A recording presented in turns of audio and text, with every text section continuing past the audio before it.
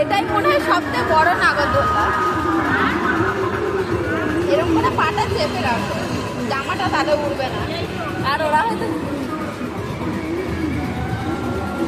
এইটা আবার কি জিনিস এরকম ঘুরছে কেন?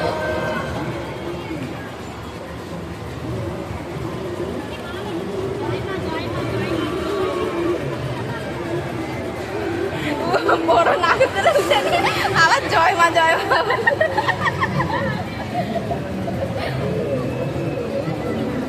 কত মানুষের ভিড়। তা কিরকম লাগছে এখানে এসে?